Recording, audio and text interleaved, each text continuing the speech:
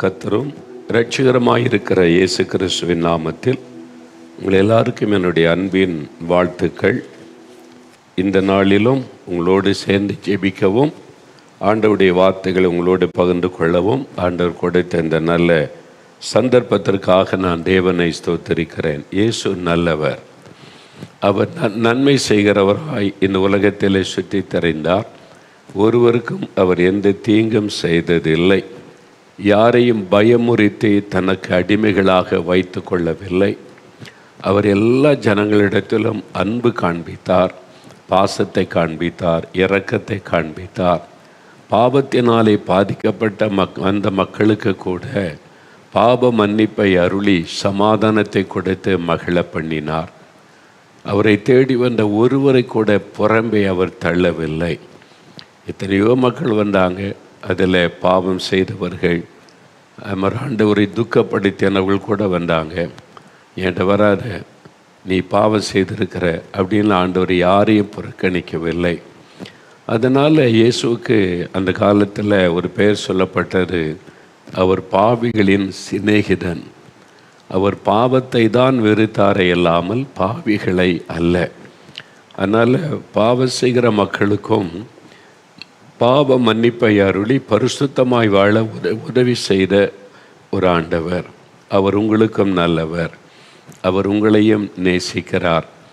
அவர்தான் வானத்தையும் பூமியையும் உண்டாக்கின ஆண்டவர். இந்த பூமியை தன்னுடைய வார்த்தையினாலே தாங்கி வருகிற ஒரு தேவன். இந்த வேத புஸ்தகத்தில் தான் பூமி உருண்டையின் மேல் அவர் வீற்றிருக்கிறார் என்று சொல்லி அது 3000 ஆண்டுகளுக்கு முன்பாகவே எழுதப்பட்டு விட்டார். அப்போவே பூமி உருண்டுன்றது கண்டுபிடிச்சது இப்போ. ஆனால் 3000 வருஷத்துக்கு முன்னாலேயே ஆண்டவர் அது எழுதி, என்ன அவர் தான் உலகத்தை சிருஷ்டித்தவர், அவருக்கு தானே எல்லாமே தெரியும். அதனால் அதெல்லாம் எழுதி இந்த வேத புஸ்தகத்தில் இல்லாத சத்தியம் கிடையாது. யாக்கோபு 1:6-7 பாருங்கள். அப்படி நீங்கள் கேட்கும்போது ஜெபிக்கும்போது சந்தேகப்படாமல் விசுவாசத்தோடு கேட்கணுமா? அது ரொம்ப முக்கியமாக பாருங்கள். யாக்கோபு 1:6-7 பாருங்கள். 312 பக்கம் எடுத்துட்டிங்களா? எவ்வளவாகிலும் சந்தேகப்படாமல் விசுவாசத்தோடு கேட்க கடவன். சந்தேகப்படுகிறவன் காற்றினால் அடிபட்டு அலைகிற கடலின் அலைக்கு ஒப்பாயிருக்கிறான். அப்படிப்பட்ட மனுஷன் தான் கர்த்தரிடத்தில் எதையாகிலும் பெறலாம் என்று நினையாமல் இருப்பானாக. வசனம் சொல்லுது, எவ்வளவாகிலும் சந்தேகப்படாமல் விசுவாசத்தோடு கேட்கணும். நான் இயேசு கிறிஸ்துவிட இந்த சுகத்தை கேட்கிறேன், நான் சுகத்தை பெற்றுக்கொள்ளுவேன். கொஞ்சம் கூட சந்தேகம், ஜெபம் பண்ணி பார்ப்போம், ஓகே சுகமானா சரி, இல்லைன்னாலும் பரவாயில்ல, அப்படி இல்லை, பெற்றுக்கொள்வேன், சுகம் உண்டாகும். விசுவாசம். கொஞ்சம் கூட சந்தேகப்படாதபடி நீங்கள் கேட்கணுமா? சந்தேகப்படுகிறவன் தேவனிடத்தில் எதையும் பெறலாம் என்று நினையாதிருப்பானாக. ஒன்றையும் பெற முடியாது. நீங்கள் ஜெபிக்கலாம், மணிக்கணக்காக ஜெபிக்கலாம், உபவாசிக்கலாம், அழுது ஜெபிக்கலாம். விசுவாசம் என்கிற ஒன்று இல்லாவிட்டால் பெற்றுக்கொள்ளவே முடியாது. சுகத்தையும் பெற முடியாது, விடுதலையும் பெற முடியாது, நன்மைகளையும் பெற முடியாது. அப்போ எல்லாத்துக்கும் முக்கிய ஆண்டவர் சொல்ல ஜெபத்தில் விசுவாசம். என்ன காரியத்துக்கு ஜெபிக்க போகிறீங்களோ இதில் அற்புதம் நடக்கும்னு விசுவாசிக்கணும். இங்கே ஜெபிக்கிறோம்ல, தென் மாநிலங்களுக்காக ஜெபிச்சோல்ல, இன்றைக்கி கர்நாடகா மாநிலம், ஆந்திரா, இது மாதிரி தெலுங்கானா, கட்டாயம் அந்த மாற்றம் வரும். அந்த எதிர்பார்ப்பு அதோடு தான் ஜெபம் பண்ணுவோம். ஆண்டு ஜெபிக்க சொல்லுங்க, சும்மா ஜெபம் பண்ணுவோம் அப்படி என்பதல்ல. விசுவாசம் அது ரொம்ப முக்கியம். சந்தேகப்படாமல் விசுவாசிக்கணுமா? இல்லை, நீங்கள் மத்தேயு 9:27-29 வரை வாசித்தீங்கன்னா 2 குருடர்கள் இயேசுகிட்ட ஜெபம் பண்ணுறாங்க. தாவீது குமாரனே எங்களுக்கு இறங்கும் அப்படின்னு சொல்லி 2 குருடர்கள் ஜெபிக்கிறாங்க. தாவீது குமாரனே இறங்கும் என்று. இயேசு அமைதியே போயிட்டே இருக்கிறார். இவங்க தொடர்ந்து போகிறாங்க. ஒரு வீட்டுக்குள்ளே போகிறாரா, அங்கே போயிட்டாங்க. இயேசுக்கு முன்னால் போய் நிற்கிறாங்க. இயேசு கேட்கிறார் 28 14 பக்கம் புதிய ஏற்பாட்டில். இயேசு அவர்களை நோக்கி, இதை செய்ய எனக்கு வல்லமை உண்டு விசுவாசிக்கிறீர்களா? எதை கேள்விப்பட்டவங்கள்ட்ட போன சுகமாயிருன்னே ஏதாவது பண்ணுங்க அப்படி நிற்கல. அப்படிலாம் வந்து அற்புதம் நடக்காது. ஏதோ அற்புதம் நடக்குதான், இங்கே போனால் திறந்து ஜெபிக்கலாம், வாங்க நிகழ்ச்சியை பார்த்துட்டா எல்லாம் சொல்கிறாங்க, ஏதாவது நடக்குதா பார்க்கலன்னா ஒன்றும் நடக்காது. இல்லை, இயேசு எனக்கும் அற்புதம் செய்வார். இவங்களுக்கெல்லாம் அற்புதம் செய்திருக்கிறார், சாட்சியெல்லாம் வாசிக்கிறாங்க. எனக்கும் செய்வார். இயேசுவே எனக்கும் அற்புதம் செய்ய முடியும், நான் விசுவாசிக்கிறேன், எனக்கு செய்யும். அந்த விசுவாசத்தை ஆண்டவர் கனப்படுத்துவார். அந்த அம்மா சொன்னாங்க பார்த்தீங்களா, வந்து பெங்களூரில் நடக்க முடியாது, பெல்ட் போட்டிருப்பாங்க இடுப்பில், எலும்பெல்லாம் வலி, எங்கே வெளியில் நிற்கிறாங்க, ஜனங்கள் கூட்டம், அதனால் தூரத்தில் நிற்கிறாங்க. ஆண்டவருடைய பெயரை சொல்லி அவங்களுக்கு சுகம் கொடுக்குறாரு. சுகமாகி ஓடி வந்து மேடையில் அவ்வளோ பெரிய கூட்டத்தில் தள்ளிக்கிட்டு வந்து சாட்சி சொல்கிறாங்க, சந்தோஷமாக சுகமாயிட்டேன் அப்படின்னு சொல்லி. எப்படி நடந்தது? விசுவாசம். அவர் சொன்னாங்க, இன்றைக்கு எனக்கு இயேசு சுகம் தருவான்னு விசுவாசத்தோடு நான் வந்தேன். அந்த விசுவாசத்தை கனப்படுத்தினார். சரி, எல்லோரும் போகிறாங்க, ஜெபிச்சு பார்ப்போம், எல்லோரும் ஜெபிக்கிறாங்க, நடந்தால் சரி.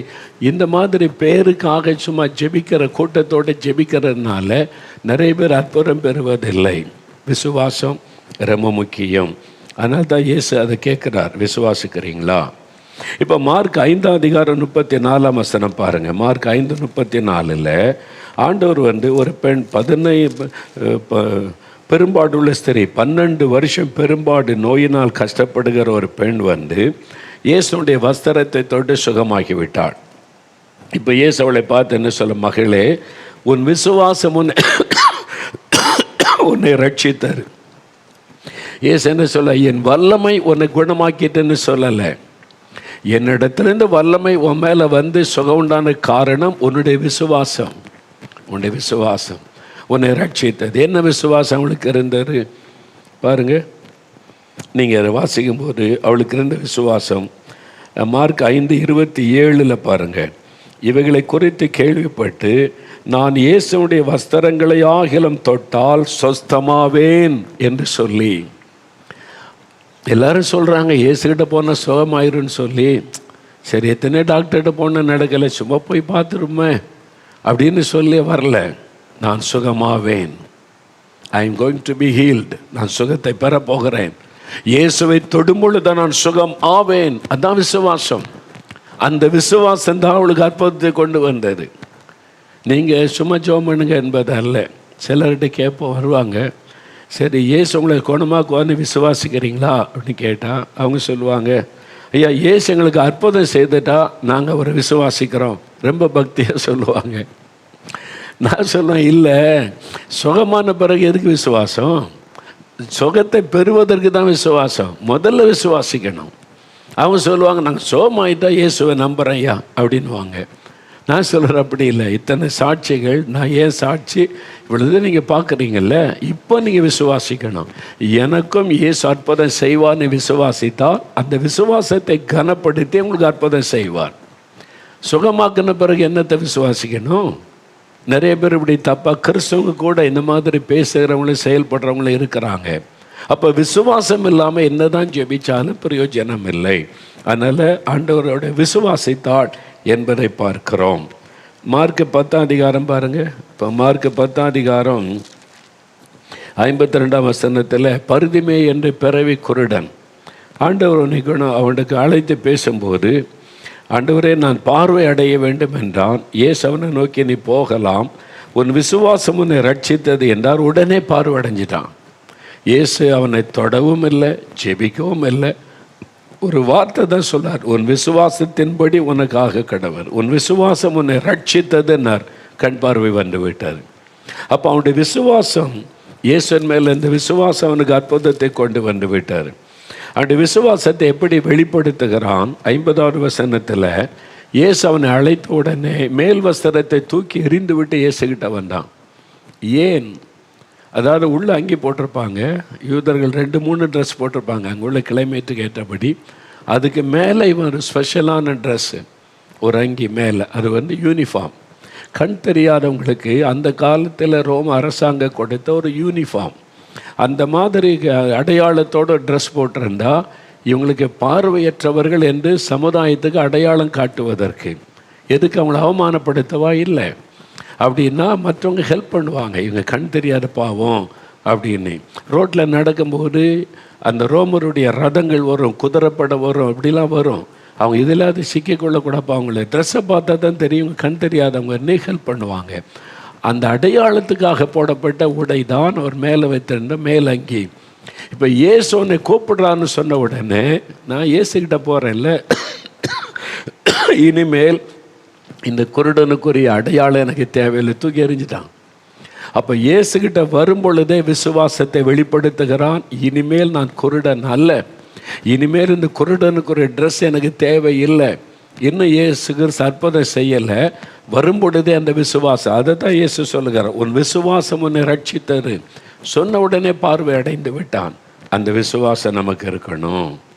அப்போ எதிர்பார்ப்போடு ஜெபிக்கணும். நீங்கள் எதுக்கு ஜெபிக்கிறீங்க? அதை எதிர்பார்த்து ஜெபிக்கணும்.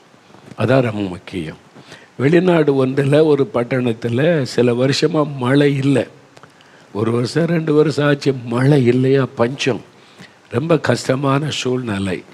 அப்போது அந்த சபையில் இந்த பாஸ்டர், அந்த போதகர் சொன்னார், மழை இல்லை நம்ம தேசத்தில், நம்ம பட்டணமும் நிறைய பாதிக்கப்பட்டு இருக்கிறது, மழைக்காக நம்ம செபிக்கணும். அதனால் சபையார் எல்லாரும் மாலையில் இந்த மைதானத்தில், ஊருக்கு நடுவில் இருக்கிற மைதானத்தில் நம்ம கூடி வந்து எல்லாரும் சேர்ந்து ஆண்டவரிடத்தில் செபிக்க போகிறோம். எலியா ஜெபம் பண்ண போது ஆண்டவர் மழையை கொடுத்தார்ல, அது மாதிரி நம்ம செபிக்க போகிறோம். அதனால் எல்லாரும் வாருங்கள் அப்படின்னு சொல்லி அழைப்பு கொடுத்துட்டார். இப்போ சரின்னு போயிட்டார். சாயங்காலத்தில் எல்லாம் மைதானத்தை நோக்கி வர ஆரம்பித்தாங்க. கூட்டம் கூட்டமாக, குடும்பமாக வந்தாங்க. அங்கே ஒரு சின்ன குட்டி பாப்பா வந்தாள். அவங்க அப்பா அம்மா கூட அவளும் ஜெபிக்கிறதுக்கு போதகர் சொல்லிட்டாங்களே, நம்ம ஊழியக்காரர் சொல்லிட்டாங்க ஜெபிக்க போகலான்னு. அந்த குட்டி பாப்பா என்ன பண்ண, ஒரு கொடையை எடுத்து கையில் வச்சுக்கிட்டு வந்தா. அப்படியே கொடையை கையில் வச்சுக்கிட்டேன். எல்லாரும் பார்த்தாங்க, அவளை பார்த்துட்டு சிரித்தாங்க. அவள் யாரும் கண்டுக்கல, அவளை கொடையோடு போனான். எல்லாம் சிரிச்சு, என்ன கொடை கொண்டு வந்திருக்கிற அப்படின்றாங்க. நம்ம ஊரில் 2 வருஷமாக மழையே காணும், இரவு மழைக்காக இவன் ஜெபிக்க போகிறேன்னு சொல்கிறாங்க. நீ இப்போ கொடையெல்லாம் தூக்கிட்டு வந்திருக்கிற, மழைக்குரிய ஒரு அறிகுறியும் இல்லை, நல்ல வெயில் அடிக்குது அப்படின்னு சொன்னாங்க. அது நான் மழைக்காக ஜெபிக்க போகிறேன்ல, ஏசப்பா மழை தருவாங்க, நான் விசுவாசிக்கிறேன். அப்போது திரும்பி போகிறதுக்கு மழை வந்துட்டா கொடை வேணும்ல, நனையாமல் போகிறதுக்கு அதுதான் கொண்டு வந்தேன். அதான் விசுவாசம். அதான் சிறு பிள்ளையை போல விசுவாசிக்கணும். அந்த சின்ன பிள்ளையோட விசுவாசம் பார்த்தீங்களா? அந்த விசுவாசத்தோட மழைக்காக ஜெபிக்க போகிறோம், மழை வரும், அப்போ கொடை நமக்கு அவசியம். அப்படி கொடையோடு வந்தா அறிகுறியே இல்லை, வெயில் அடிக்குது, சில வருஷமாக மழை இல்லை. எல்லா மைதானம் எல்லாம் இவளை பார்த்து சிரிக்கிறாங்க, அப்படியே பேசுகிறாங்க, கை காட்டி. அது ஒன்றும் சட்டப்படல, கொடையோடு நிற்கிறான். எல்லாம் ஜெபிக்கிறாங்க. அந்த பாஸ்டர் வந்து ஜெபிக்கிறார், ஆண்டவரே அப்படின்னு சொல்லி பாவத்தை அறிக்கை செய்து, எங்களுடைய தேசத்தின் பாவத்தை மன்னியும், எங்கள் பாவத்தெல்லாம் மன்னியும், மழை தாருன்னு சொல்லி ஜெபம் நடக்குது. ஜெபத்தை லீட் பண்ணுறாங்க, ஒவ்வொருத்தராக ஜெபிக்கிறாங்க. பாதி ஜெபம் நடந்துக்கிட்டே இருக்குதா, மேகம், கருத்த மேகம் வர ஆரம்பித்தது, மழை தொளிப்பை விழ ஆரம்பித்தது. ஜெபம் முடிகிறக்குள்ளே மழை வந்து விட்டது. அவ்வளோதான், எல்லாம் மழையில் நனைஞ்சி ஓடுறாங்க. இந்த சிறு பெண் மாத்திரம் கொடையை பிடிச்சிட்டு சிரிச்சுக்கிட்டு அவங்களெல்லாம் பார்த்து நக்கால சிரிச்சுக்கிட்டே போனான். நீங்கள் எல்லாம் என்ன கேலி பண்ணீங்க, இவன் பார்த்தீங்களா, நான் விசுவாசித்தேன், ஏசப்பாட்ட கேட்டால் தருவாங்க, மழைக்காக ஜெபிக்க போகிறோம், மழை வரும். அந்த விசுவாசத்தை எப்படி வெளிப்படுத்தினாள்? கிரியையிலே வெளிப்படுத்தினாள். கிரியை இல்லாத விசுவாசம் செத்தது. அதனால் சும்மா விசுவாசின்னு வார்த்தையில் சொன்னால் போதாது, வெளிப்படுத்தணும். விசுவாச கிரியில் வெளிப்படணும். இது சின்ன பிள்ளையினுடைய விசுவாசம். இன்னொருமா என்ன பண்ணாங்க, ஒரு மலை அடிவாரத்தில், பெரிய மலை. அந்த மலை வந்து இந்த ஒரு அம்மா, ஒரு விதவியனுடைய வீடு மலை அடிவாரத்தில் இருந்தது. அவங்க வீட்டுக்கு கிழக்கு பகுதியில் இந்த பெரிய மலை. இவங்களுக்கு காலையில் எழும்புனா அந்த சூரியோதயத்தை பார்க்கணும், சந்தோஷம் அவங்களுக்கு. ஆனால் இவங்க வீடு மலை அடிவாரத்தில் இருந்ததுனால சூரியன் அஸ்தமித்து எழும்பி வர்றதுக்கு மத்தியானம் ஆயிரும். அப்போ தான் மலை இந்த சூரியனை பார்க்க முடியும். அந்த மலைக்கு மேலே உயரத்தில் வரும்போது கிட்டத்தட்ட நடு மத்தியானம் ஆயிரும். இவங்களுக்கு இது ஒரு பெரிய கஷ்டம். இது ரொம்ப வெயில் வந்த பிறகு தானே வருது, காலையில் அந்த வெயிலெல்லாம் பார்க்க முடியல, சூரியோதயத்தை பார்க்க முடியலன்னு சொல்லி ஒரு நாள் வேத வாசிக்கிட்டே இருந்தாங்களா பைபிளில். மார்க் எழுதின சுவிசேஷத்தில் மார்க்கு 11ஆம் அதிகாரம் 23ஆம் வசனத்தில் இயேசு கிறிஸ்து ஒன்று சொல்லுகிறார். என்ன சொல்லார் பாருங்க, 66வது பக்கத்தில், எவனாகிலும் இந்த மலையை பார்த்து நீ பெயர்ந்து சமுத்திரத்தில் தள்ளுண்டு போ என்று சொல்லி தான் சொன்னபடியே நடக்கும் என்று தன் இருதயத்தில் சந்தேகப்படாமல் விசுவாசித்தால் அவன் சொன்னபடியே ஆகும் என்று மெய்யாகவே உங்களுக்கு சொல்லுகிறேன் அப்படின்னு இயேசு சொல்றார். ஒரு மலையை பார்த்து இந்த மலை பெயர்ந்து கடலில் தள்ளுண்டு போகட்டும், இயேசுவின் நாமத்தினால போகட்டும்னு சொல்லிட்டு, அப்படி நடக்கும், இயேசு அதை எனக்கு செய்வார் என்று இருதயத்தில் சந்தேகப்படாமல் விசுவாசிக்கணுமா, அப்படின்னா அது நடக்கும்னு. இதை வாசித்தாங்களா அந்த அம்மாக்குள்ள ஒரு விசுவாசம். அப்போ நம்மளும் ஜெபம் பண்ணால் இந்த மலை கடலுக்கு போயிடும்ல, அப்போ சூரிய உதயத்தை நம்ம ஈஸியாக பார்க்கலாம்ல, இவ்வளோ நேரம் காத்திருக்க தேவையில்லை. உடனே என்ன பண்ணாங்க, ராத்திரியில் அன்றைக்கி நைட்டில் இந்த வசனத்தை வைத்து, ஆண்டவரே மலையை பார்த்து பெயர்ந்து சமுத்திரத்தில் தள்ளுண்டு போனால் அது மலையை தள்ளுண்டு சமுத்திரத்தில் அமிழ்ந்து போயிடும் சொன்னீங்க, இயேசுவின் நாமத்தினால் எங்கள் வீட்டுக்கு முன்னால் இருக்க அந்த மலை பெயர்ந்து கடலில் தள்ளுண்டு போகட்டும்னு அந்த வசனத்து மேலே கை வச்சு ரொம்ப நேரம் ஜெபிச்சாங்க. ரொம்ப அக்கறையாக கருத்தாக ஜெபிச்சாங்க. ரொம்ப நேரம் ஜெபம் பண்ணிட்டு அப்படியே தூங்கிட்டாங்க. காலையில் எழும்புனாங்களா, எழும்பின உடனே மலை கடலுக்கு போயிட்டா இங்கே இருக்குதா பார்க்கணுன்னு சொல்லி போய் ஜன்னலை திறந்து பார்த்தா மலை அங்கே தான் இருக்குது. அது மறையவும் இல்லை, கடலுக்குள்ளே போகவும் இல்லை. இந்த அம்மா பார்த்துட்டு, இதான் போகாதுன்னு எனக்கு அப்போவே தெரியுமே அப்படின்னு சொன்னாங்களா. அதான் விசுவாசம். அப்போ ஜெபிக்கும் போதே மனசில் என்னது, இது போகாது, ஜெபம் பண்ணுவோம். அப்போது ஆண்டவர் என்ன சொல்கிறாரு, அப்படி ஆகும்னு இருதயத்தில் சந்தேகப்படாமல் விசுவாசிக்கணும், அப்போதான் அது நடக்கும். இவங்க எனக்கு அப்போவே தெரியுது போகாதுன்னு, பிறகு எதுக்கு ஜெபிச்சிங்க? இன்றைக்கி நிறைய கிறிஸ்தவங்க அப்படி தான் இருக்கும், எனக்கு அப்போவே தெரியும்னா எதுக்கு ஜெபிச்சிங்க? விசுவாசம் இல்லாமல் என்ன ஜெபம்? அதான் நிறைய தப்பான விசுவாசம் வேறு இருக்குது. ஒரு நாள் 4 மாவட்டியில் நம்ம திறப்பின் வாசல் ஜெபம் நடக்குதில்ல, ஆரம்பத்தில் அந்த பந்தலில் நடக்கும்போது அங்கேயே 30,000 பேருக்கு மேலே வருவாங்க. அப்போ எனக்கு ரொம்ப பாரம். நிறைய பேர் வியாதியோட பிரச்சனையோடு வர்றாங்க, கொஞ்சம் பேர் தான் சுகம் பெற்று சாட் சொல்லிட்டு போவாங்க. ஒரு நாள் ரொம்ப சின்சியராக ஜெபம் பண்ண, ஆண்டவரே இந்த ஜனம் இவ்வளோ பேர் வர்றாங்க, கொஞ்சம் பேர் தான் சுகம் பெறுறாங்க, நிறைய பேர் சுகம் பெறாமல் தானே போகிறாங்க, என்ன ஆண்டவர் ஏன் அன்றைக்கே நீங்கள் பூமியில் இருந்தபோது எல்லாரும் சுகம் பெற்றாங்கன்னு இருக்குது, எல்லாருக்கும் நீங்கள் அற்புதம் செய்யலாம் தானே, அப்படி தானே பைபிளில் இருக்குது, ஆனால் கொஞ்சம் பேர் தானே சுகம் பெறுறாங்க அப்படின்னு ரொம்ப சின்சியராக ஜெபம் பண்ணுறேன். இவ்வளோ மக்கள் வந்திருக்காங்க, பாவம் ஆண்டவரே எல்லாருக்கும் நீங்கள் அற்புதம் செய்யலாம்ல அப்படின்னு. ஆண்டவர் சொன்னார், என்ன விசுவாசித்து வர்ற எல்லாருக்கும் நான் அற்புதம் செய்கிறேன்.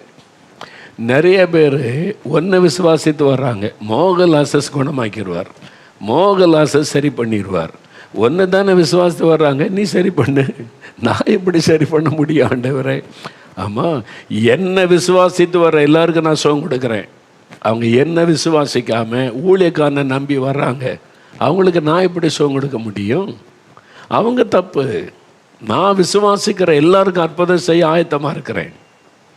என்னை விசுவாசித்து வருகிற எல்லாருக்கும் நான் அற்புதம் செய்வேன். அன்றைக்கி அப்படி தான் வந்தாங்க, எல்லாருக்கும் அற்புதம் செய்கிறேன்.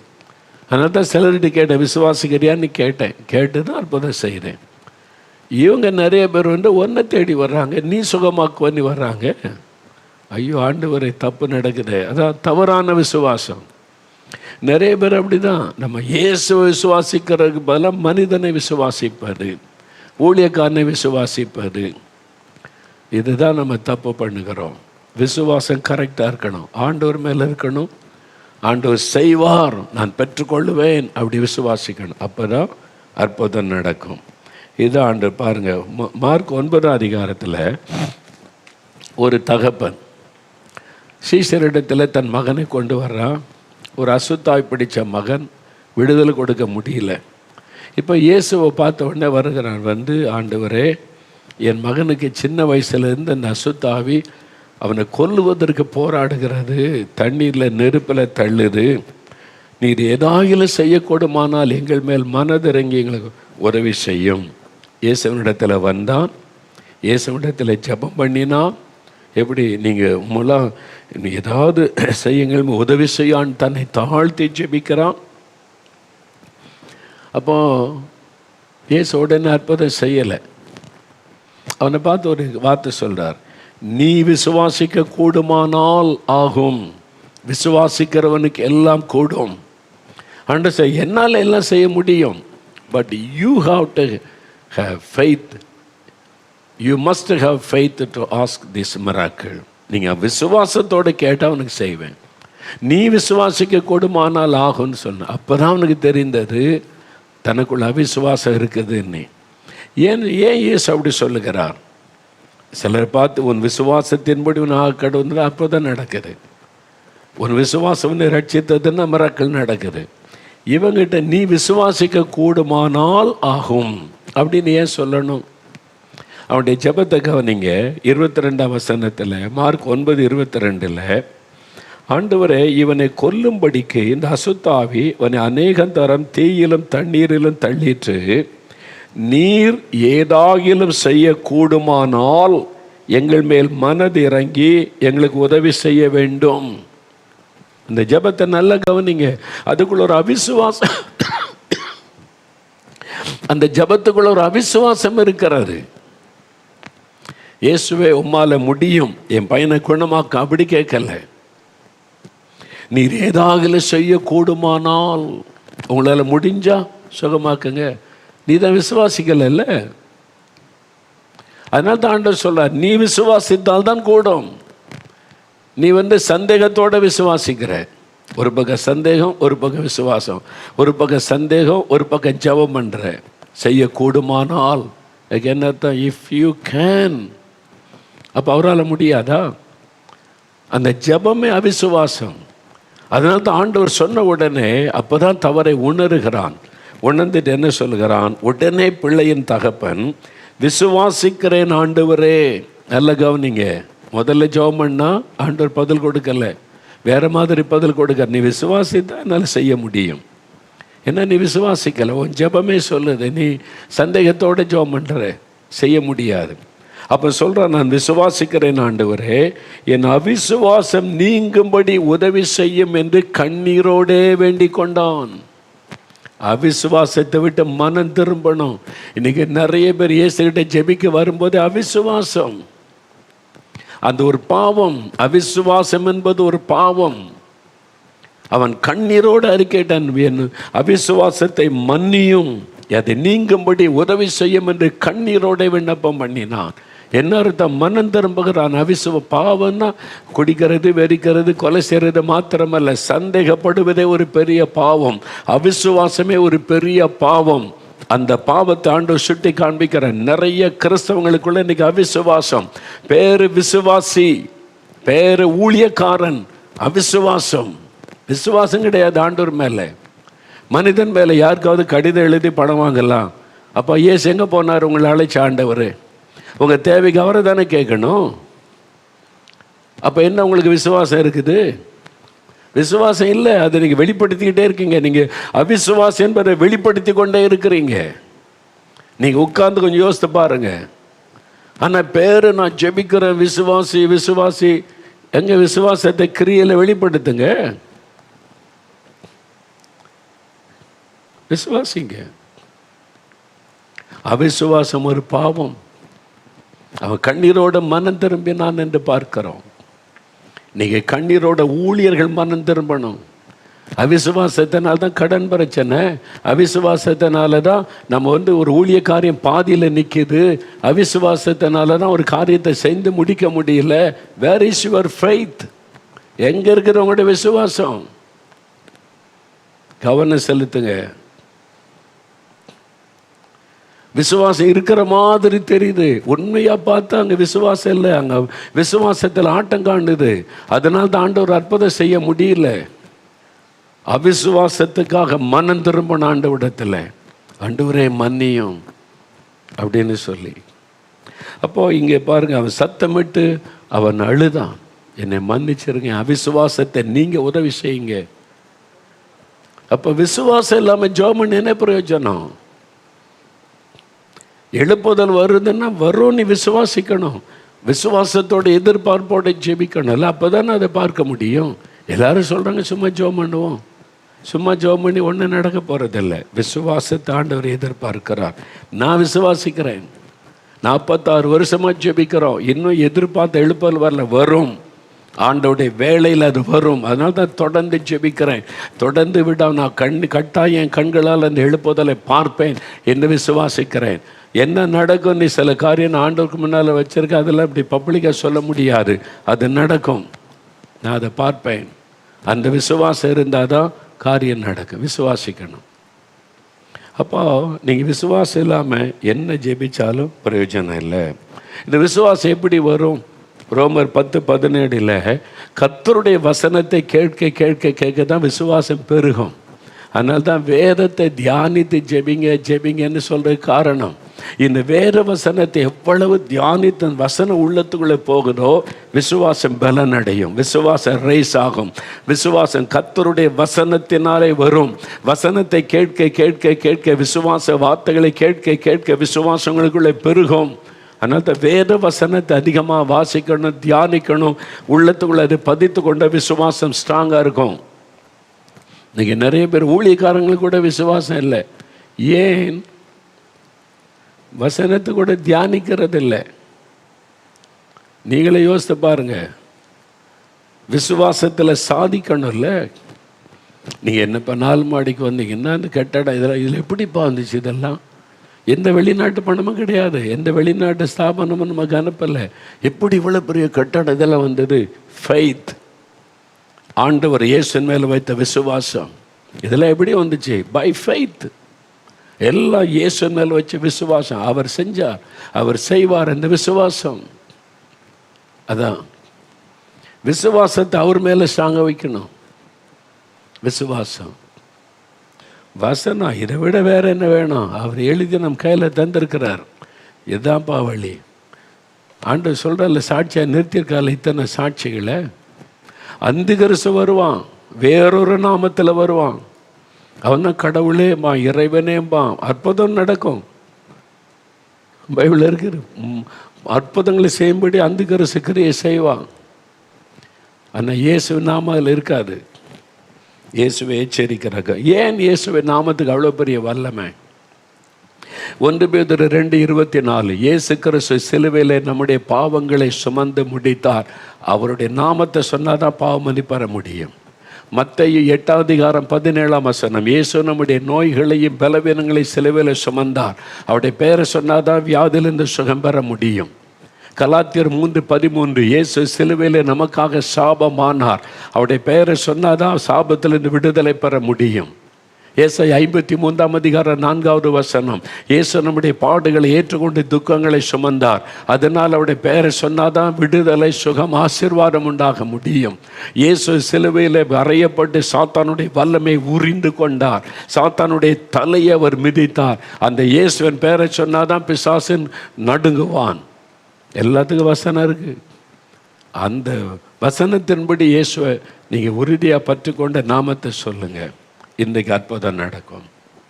ஜெபிக்கலாமா? இப்போ ஜெபம்னா சும்மா கடமைக்காக இது மாதிரி ஜெபிக்க பழகுங்க. கருத்தாக 10 காரியம் சொல்லியிருக்கிறேன், அதை எழுதி வைத்துக்கொண்டு இது மாதிரி நீங்கள் ஜெபிக்க பழகுங்க. ஜெபத்தில் ஸ்ட்ராங் ஆகுங்க. ஜெபத்தில் ஒரு புதிய அனுபவத்தை பெற்றுக்கொள்ளுங்க. நம்ம ஏன் ஜெபிக்கணும்? ஜெபிக்காமல் இருந்தால் என்ன? அடுத்த வாரத்தில் அதை தான் சொல்ல போகிறேன். ஜெபம் பண்ணனால என்ன நடக்கும், ஜெபிக்காட்டா என்ன நடக்கும், அடுத்த வாரம் நம்ம தியானிப்போம். ரொம்ப முக்கியமானது. கவனமாக அடுத்த வாரத்தில் நீங்கள் கவனமாக இந்த நிகழ்ச்சியை பாருங்கள். இந்த 10 காரியத்தை எழுதி வச்சு அதன்படி ஊக்கமாக ஜெபிக்கணும், கருத்தாக ஜெபிக்கணும். சும்மா கடமைக்கு ஜெபிக்கிறது அல்ல, விசுவாசத்தோடு ஜெபிக்கணும்.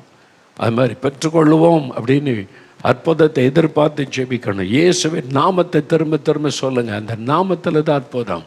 எல்லாரும் முழங்கால் படிங்க. முடிஞ்சவங்க இல்லாட்ட இருதயத்தில் கை வைங்க. ஆண்டவரே, ஜெபத்தை குறித்து எனக்கு கற்றுக் கொடுத்த அன்பிற்காக ஸ்தோத்திரம். என்னுடைய அவிசுவாசத்தை மன்னியும், அவிசுவாசத்தை மன்னியும், என் சந்தேகத்தை மன்னியும். இனி நான் முழு இருதயத்தோடு விசுவாசிக்கும்படி என் இருதயத்தை விசுவாசத்தினால் நிரப்பும். வேத வசனத்தின் வாசித்து வாசித்து விசுவாசத்தில் பலனடைய எனக்கு கிருபை தாரும். வசனத்தை தியானித்து தியானித்து விசுவாசத்தில் பலப்பட எனக்கு கிருபை தாரும். ஆண்டவரே, உம்முடைய நாமத்தில் நான் ஜெபிக்கணும், இயேசு என்ற நாமத்தை உச்சரிக்கணும். அதற்கு கிருபை தாரும், பலன் தாரும். இயேசுவின் நாமத்தை அறிக்கையிடாத பாவத்தை கர்த்தர் எனக்கு மன்னியும் ஆண்டவரே, எனக்கு மன்னியும் ஆண்டவரே. இனி இயேசு இயேசு இயேசு என்கிற நாமத்தில் நான் எப்பொழுதும் ஜெபம் பண்ண அர்ப்பணித்துக் கொள்கிறேன், என் ஒப்பு கொடுக்கிறேன் ஆண்டவரே. யார் யார் அப்படி ஜெபிக்கிறாங்களோ அவங்க மேல ஜெப ஆவி ஊற்றப்படட்டும், மன்றாட்டின் ஆவி ஊற்றப்படட்டும். ஆண்டவர் அவருடைய அவிசுவாசத்தை மன்னித்து இப்பொழுது ஒரு அற்புதம் செய்வீராக, ஒரு அதிசயத்தை செய்வீராக, சுகத்தை கொடுப்பீராக, விடுதலை கொடுப்பீராக. யார் யார் விசுவாசத்தோடு இயேசுவின் நாமத்தில் ஜெபிக்கிறார்களோ அந்த காரியத்தில் எல்லாம் அற்புதங்கள் நடக்கட்டும் இயேசு கிறிஸ்துவின் நாமத்தில். இன்றைக்கு அந்த வீட்டுக்குள்ள அற்புதம் நடப்பதாக, விடுதலை உண்டாவதாக இயேசுவின் நாமத்தில், சுகம் உண்டாவதாக இயேசுவின் நாமத்தில், ஆசீர்வாதம் உண்டாகட்டும் இயேசுவின் நாமத்தில். ஆசீர்வதியம். உமக்கே மகிமை செலுத்துகிறோம். மரித்து உயிர்த்தெழுந்த உயிரோடு இருக்கிற இயேசு கிறிஸ்துவின் நாமத்தில் ஜெபிக்கிறோம் பிதாவே. ஆமேன், ஆமேன்.